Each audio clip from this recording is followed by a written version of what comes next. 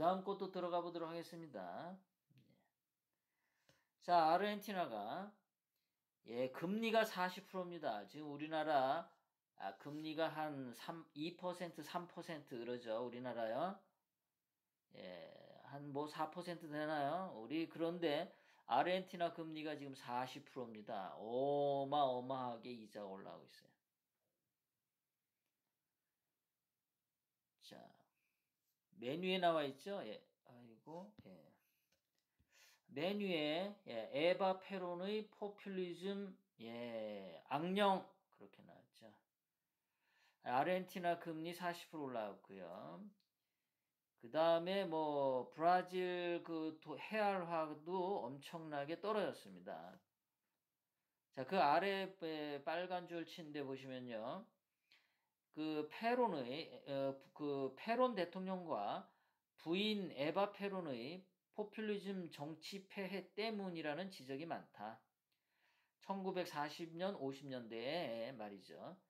이 사람들은 노동자와 서민을 위한다며 식량, 주택, 교육 등에서 보조금을 마구 퍼주는 정책을 해서 그 국가 재정이 완전히 바닥이 난 겁니다. 아르헨티나에 엄청난 빚을 안겨주었던 겁니다. 그래서 그 후유증이 1940년, 50년대인데 벌써 한 70년 가까이 되는데 그 후유증을 앓고 있어요. 한번 이렇게 거들어 먹으면 이렇게 헤어나기가 힘든 겁니다. 아르헨티나가 한때는 1930, 40년대에는 세계 경제 2위였었죠. 그만큼 잘 나가던 나라인데 지금 거지가 됐어요. 자, 아르헨티나 얘기를 왜 했냐면요. 그 아르헨티나를 엘리엇이 잡아먹었어요. 최근에는.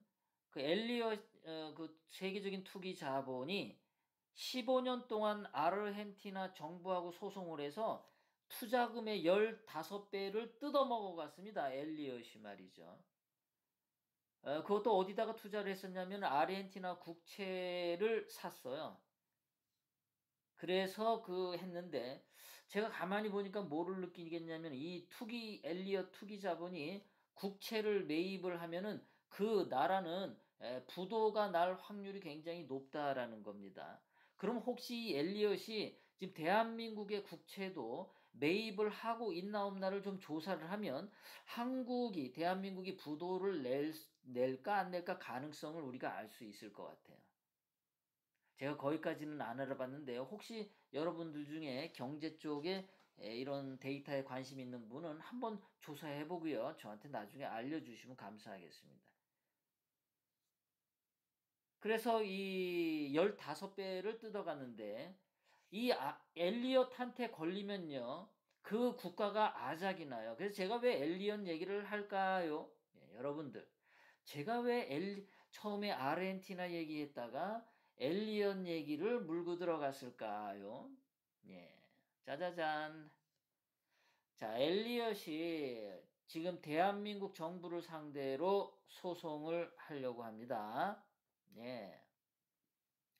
지난번에 우리나라 그 법원이나 그 다음에 그 삼성물산이 말이죠. 주주총회나 이런 데서 삼성물산 합병을 다 합법이라고 다 했어요. 법원에서도 합법이라고 했고 주주총회에서도 합법이라고 했고 다 합법이 결론이 나왔는데 이 법원 판결도 아니고 보건복지부 적폐청산위원회에 있는 참여연대 출신의 이찬진 변호사가 주도적으로 해가지고 삼성물산의 합병은 불법이다라고 주장을 했어요.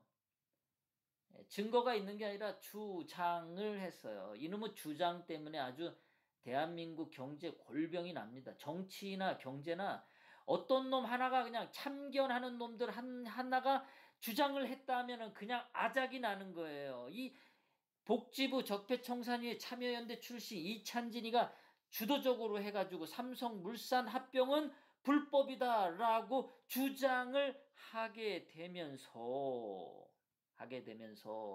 엘리엇이 자기가 그때 그러면은 불법이면은 내가 옛날에 손해본 돈 다 찾아내겠구나. 합법이면은 엘리엇이 건덕지가 없어요. 그 전에 나온 대로 판결대로 하면 엘리엇이 끼어들 건덕지가 없는데 삼성 합병이 불법이었다 그러니까 엘리엇이 옳거나 하고 달려드는 겁니다. 그래서 이것을 물어주게 되면은 수천억 원이 물어주는데요. 아까도 말했지만은 엘리엇이 아르헨티나를 15년 동안 소송을 끌고 가서 15배를 얻어먹었습니다. 그러면 지금 수천억 원인데 수천억 원을 15배면 얼마가 되겠습니까? 뭐 수조 내진 수십조 원을 물어주게 되겠죠. 수십조 원을. 많으면. 엘리엇이 한 번 물으면 15년까지 끌고 가는데요. 물린 겁니다, 지금. 자, 그런데 정작 그 보건복지부 장관은 나 몰라. 나 몰라. 나한테 묻지 마.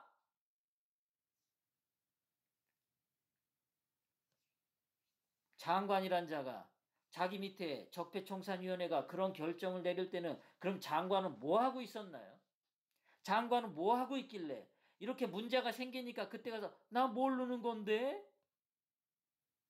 이거 나라 꼬라지가 뭡니까? 이게 보건복지부가 이거 존재하는 겁니까? 안 하는 겁니까? 적폐청산위원회가 무슨 권한으로 이렇게 한 겁니까? 하여간 나라 꼴 거지같이 갑니다, 정말. 자, 이거 보건복지부의 삼성 합병 적폐다라고 결정하는데 참여연대 소속 이찬진이가 걔밖에 없죠. 변호사가 말이죠. 변호사가 주도했다는데 걔밖에 없어요. 그 밑에 명단에.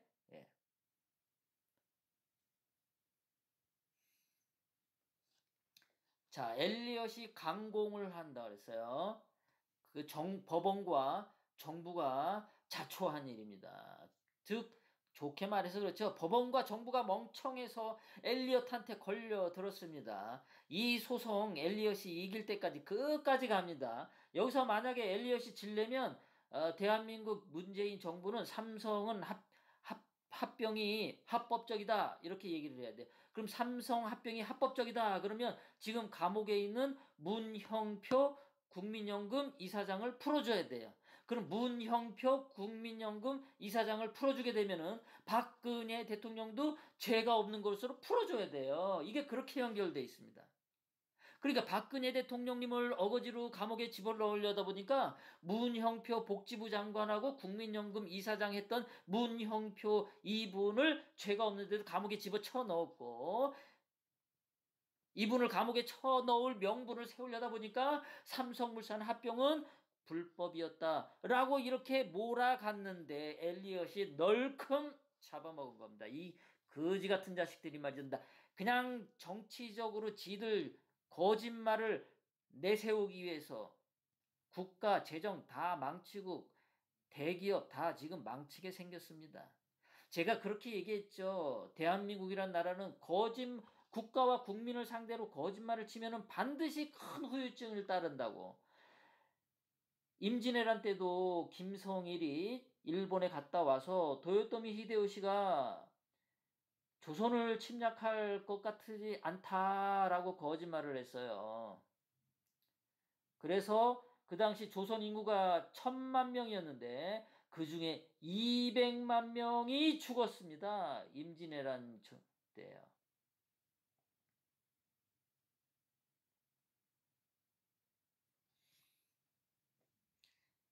자, 보건복지부 적폐청산위원회는 대법원 판결도 나오기 전에 삼성물산은 적폐였다고 발표부터 한 거예요, 신문에.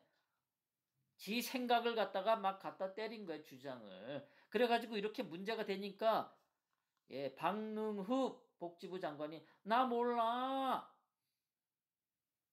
나 몰라. 이 수준입니다, 이 새끼들이야.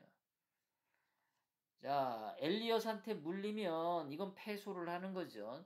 얘네들은 지금 패소할 수밖에 없어요. 우리는 대한민국 정부가 이기려면은 삼성물산 합법이고 문형표 그분 감옥에서 풀어줘야 되고 따라서 박근혜 대통령님도 죄가 없다고 풀어줘야 될 판이에요. 그러니까 이 문재인, 임종석 이 주사파 놈들은 거기다가 뭐 홍방자, 김무성, 유승민 이런 애들도 한사코 박근혜 대통령 감옥에 집어넣기 위해서 아마 삼성물산 합병은 불법이었다. 엘리엇한테 차라리 돈 주고 말자. 이렇게 할 것 같다는 소설을 제가 쓰게 됩니다.